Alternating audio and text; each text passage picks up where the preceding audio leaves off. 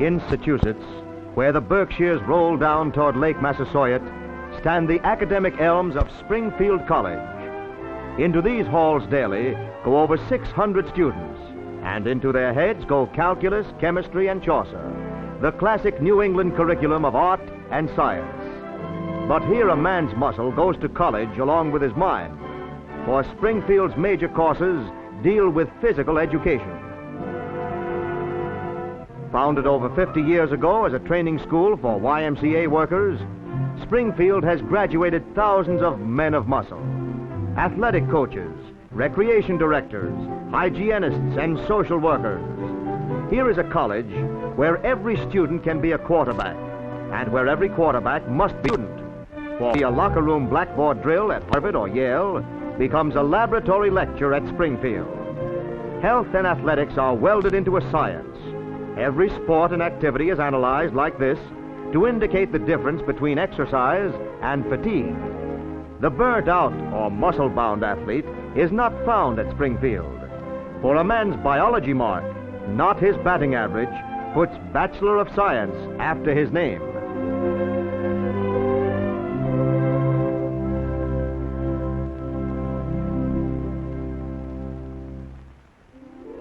The extracurricular of the students differs little from that of the average American undergraduate.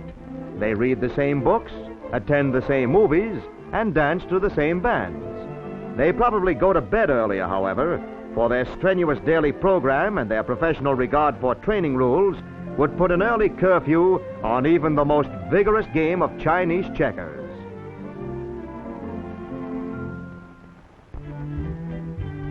From the gymnasium floor at Springfield, these youths will graduate to positions in schools, churches, and institutions all over the world, where they will teach the fundamentals and fine points of every physical exercise. Here a class in wrestling warms up with neck and shoulder bridging before testing their grappling skill on the mat. These men are not studying to be the best wrestlers in the world, but are preparing to teach any youngster who wants to be a champ. It will be their duty as leaders to urge the great American spectator out of the grandstand and into the game. But before they can supervise or blow the referee's whistle on any sport, they must first master it themselves. Wrestling is particularly valuable in stressing individual initiative, a factor sometimes lacking in highly drilled team sports. Here you are on your own, and if you are not careful, also on your back.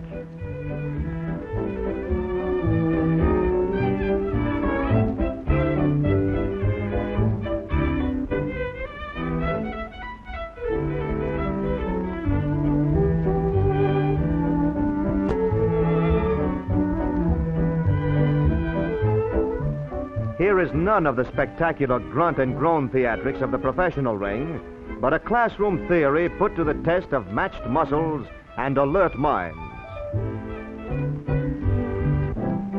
At Springfield College in 1891, Dr. James Naismith tossed a soccer ball through the wooden hoop of a peach basket and invented a game that has given stronger lungs and sturdier legs to 2 generations of Americans, and marked one of the greatest single contributions to youth since Abner Doubleday drew the first baseball diamond.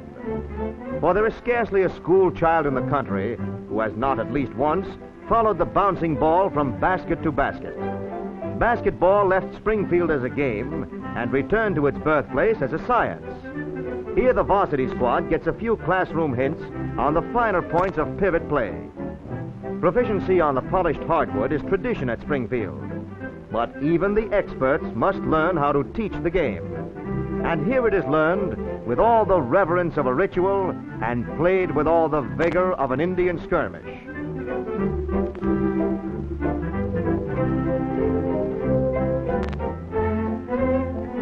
Here also is imbued the spirit of teamwork and cooperation, an essential backlog for the future coach or counselor.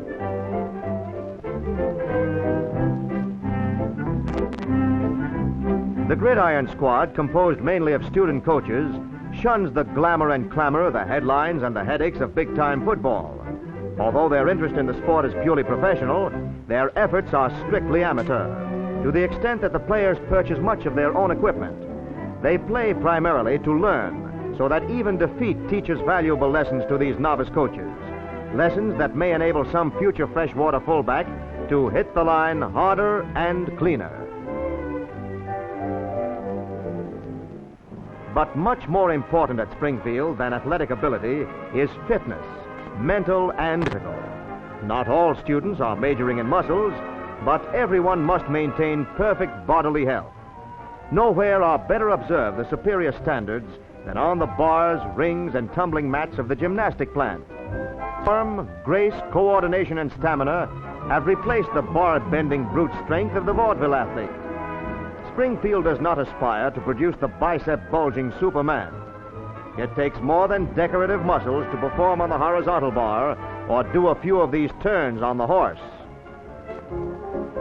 Seemingly effortless performance on the still rings requires the flawless coordination of every muscle. Control over sinews that threaten to pull bone from socket with the strain of every new maneuver is not strength as much as training, not force as much as form.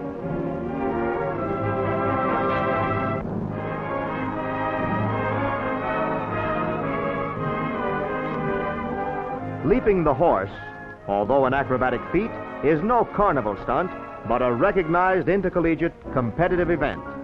Absolutely essential are split-second timing and lightning response from takeoff. In slow motion, the acutely trained gymnast combines the perfect picture of physical fitness.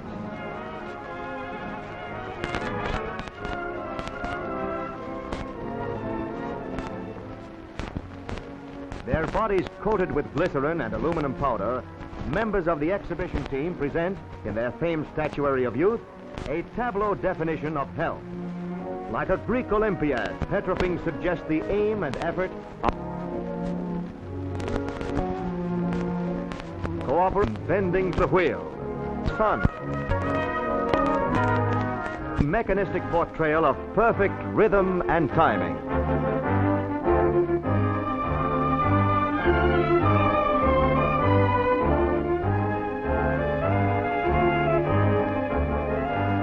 The coordination of brain and brawn, the alliance of Sparta and Athens, citizens trained to leadership, taught that they in turn might teach.